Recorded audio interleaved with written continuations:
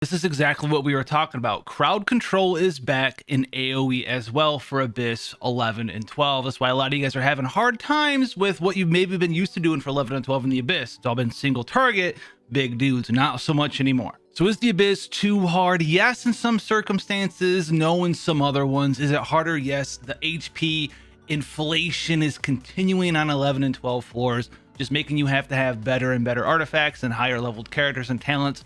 That is a sure thing. But for the rest of it, we're going to be going over the new parts of the Abyss, giving you guys some tips on how to really tackle some of these new enemies as well as these new waves for you guys. Now, 9 and 10, they're the same thing as they've always been, right? The cryo floors, nothing really changed here. Bring, some nice pyro damage to break some shields if you need to. You guys are used to these floors. Whatever it is that you were doing before is going to be good here once again. But when we get into the new floors, 11, new field floor and brand new enemies at the end as well for you guys here. The new field floor here is Slowing Water, which was, I think, in the official MiHoYo Teviat times way back in the day.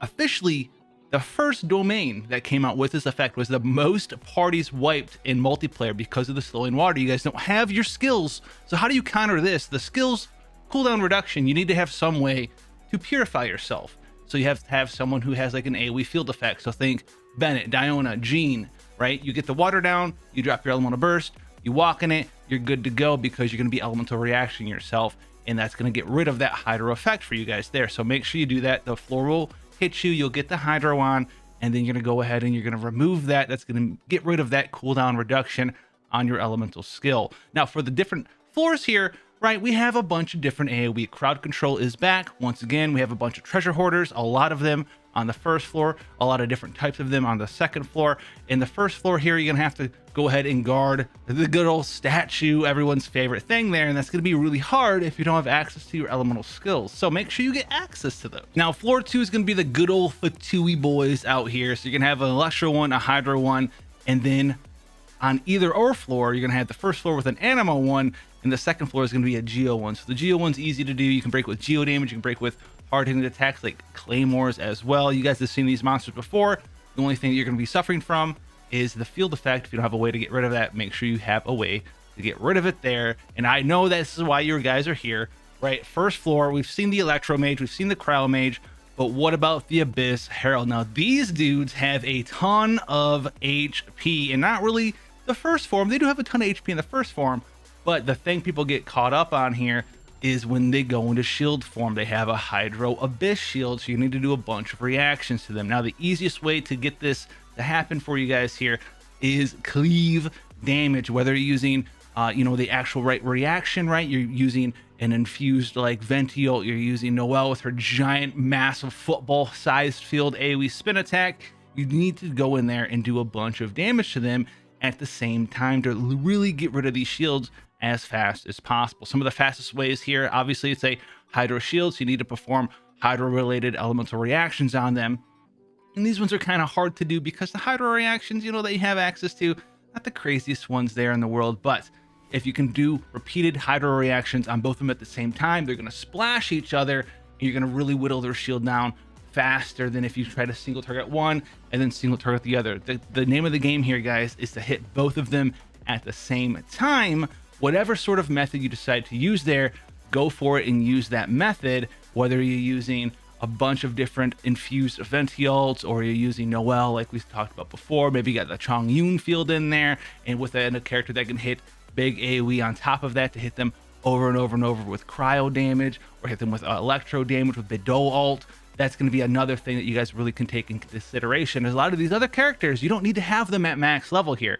If you have a Beidou, right, level 20, you get her in there with her ult, pop her ult, it's going to ping pong around between the two of them, you hit them with some other stuff at the same time, they're really going to go down quite easily for you there. It's going to feel like an eternity, but it's going to be a lot easier than if you try to single target one, single target the other. You're definitely not hitting 9 stars on floor 11 if you do that. Now, floor 12, chamber 1 for you guys here, it's going to be the Geovishap's on either floor, and then you have a Pyro Flower ×2 on the first floor or a Cryo Flower ×2 on the second floor. This floor is pretty straightforward. You got to kill that Vishap, and you have to deal with those flowers as well. Now remember, the Whopper flowers here, until they have their shield broke, they have massive damage reduction. So if you want to make it easier for yourself, bring something like a Hydro character to deal with the Cryo Whopper flower shield. bring something like a Pyro character to deal with a Cryo Whopper Flower shield. That's going to make it a lot easier, maybe save you some time, because you want to break that shield so they have that big damage reduction removed from the flower, so you can deal with those Visheps at the same time. And obviously at the same time here, AoE is the name of the game. If you can group them up with Sucrose, Venti, whatever it is, you have some big AoE hitting attacks. That's going to up your DPS. You're going to be hitting 3 things at the same time, and it's going to shed some seconds off of your clear time there. Now, floor 2 is the epitome of the AoE floor here. Look at this list of monsters. So the first floor here is a bunch of treasure hoarders, and then some of the nice little flying bugs that you guys love to fight. I know you do, because they're part of every Sisson mage in the game there. We all hate them, but they're here as well. So AoE is the name of the game for floor 12, chamber 2. And then the second half here, AoE is also part of the game again. You have a bunch of hydro stuff from the hydro fight here, right? The hydro cranes, the mallards, the crabs, the boars, the ferrets, they're all back. You have a hydro abyss mage, and then you have one solitary pyro abyss mage. So first floor here, just AoE everything down, right? That's where you want to take whoever your biggest AoE character is. Maybe have a Sucrose, maybe have a Venti, maybe have something like that that can just do big AoE damage. That's what the name of the game on floor 12 is going to be here. You can see me using a bunch of different stuff on floor 12, chamber 2, as well as 11 that we talked about as well. And they're not like cut of the run-of-the-mill, right? We have some Xinyan in there doing some work. It's a bunch of fun to use some off-meta characters in the Abyss. Now, the second half here, I cleared this part right here with just AoE the field. I just AoE'd it all, right? Big Noelle spinning around like she's a ping pong ball on top of a spindle, right? She's just in there doing her job there. And then maybe if you want to bring it, make it a little bit easier for you, someone to do a little bit of hydro damage to get rid of that pyro mage shield. Now the last one here, chamber 3. So the first part here, this is the hardest floor in my opinion, kind of in the Abyss here. Big HP bar on the Lecters here, and you're going to need to do the same sort of strategy that you did on the floor 11-3 here. AoE is the name of the game, primarily AoE reactions that can kind of hit them both together. So you want to get them both together, right? And then you want to hit them with reactions that go over and over and over again. And you guys can freeze these guys as well. So you have some superconduct go in there, you have some freeze go in there, and just proc that nonstop. Maybe proc them with overload. There's a lot of cool stuff that you can do. Reactions are the name of the game when their shield is down. Now, also keep in mind, if you go in there, you don't have the crowd control, you don't have freeze, you don't have any of that stuff, and you're just gonna try to Oonga Boonga it with the Bennett ult. These guys are gonna overload on top of you because you have the fire on you from standing in Bennett ult, and they're gonna hit you with Electro, and you're gonna fly across the map and maybe even just instantaneously die. So crowd control is the name of the game. They just gave you that Diona for free. She chose one of the best characters in the game. A lot of cool stuff in there. Mona can help you with crowd control. And then another character here that is very strong. We talk about using lower level characters that you don't have any investment in on your account. If you have like a shield character here to protect him as he comes in to use his elemental skill, Chongyun. Just take like a level 20 Chongyun, put a shield on your team with like Noelle or whoever it is, right? Diona can put a shield on as well. Swap him in, drop his E, and then bring in whoever. Now they're going to have cryo imbued attacks. You're going to be doing superconduct over and over and over. And if they're stacked on top of each other, you're going to be chaining superconduct over and over and over. You're going to drop their shields down. And as soon as their shields down, guess what? You won the fight. So that's going to be an easy way for you guys to get those Abyss Lectors shields diminished and gone. That's where a lot of you guys are getting caught up on. Now, the second half here, the Electro Mage, the Cryo Mage, and the Fatui Pyro Agent. We've all seen this stuff before. Just really high levels, right? Bring some sort of pyro character for the Cryo Mage's shield if you need to, and then just kind of get in there, Oonga Boonga it, right? Shields are very powerful in Genshin Impact. We have a free Diona. Maybe you guys did pull on Zhongli. Maybe you have been working on Noelle. Those are some of the better characters for shield protection in the game. So make sure you get in there and utilize those characters. You've seen the teams that we use there.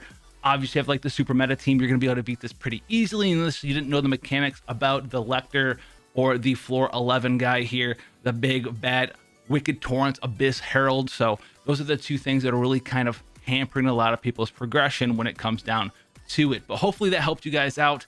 Make sure you look at those characters we talked about, the off meta characters like the Beidou with her ult for the Abyss Herald, and then obviously we have like Chongyun and other characters for the Lectors. This is going to help you out. You need to get rid of those shields, otherwise you're going to be there forever. Obviously you saw me just use like triple Geo and an Animo character against the Hydro Abyss Heralds, and it took a while, but we still got there. We still got the full stars, and it was still a good time there. If you guys want to see more stuff for Genshin Impact content related, whether it's build guides, news information, future content information, all of that stuff, up to 5 times minimum a week. I know I said up to, but 5 times or more a week, guys. Make sure you drop by the channel. Leave what you've had the easiest time or the hardest time about in the new patch 1.5 Abyss down below. Make sure you hit that sub button and that like button, and I'll catch you guys in the next one. Take care, guys.